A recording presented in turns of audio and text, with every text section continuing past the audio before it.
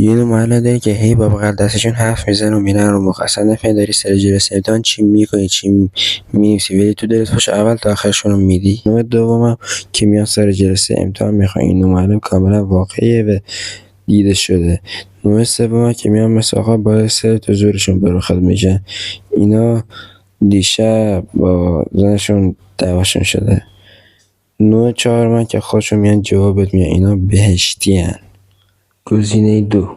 نوع پنجمشون هم میگن آقا میخواید تقلب بکنید فقط من نبینم. نوع شیشمشون اصلا تو طول سال ندیدی کیان چیان، تا نیم ساعت اول وقتتو میان برای قلق گیری.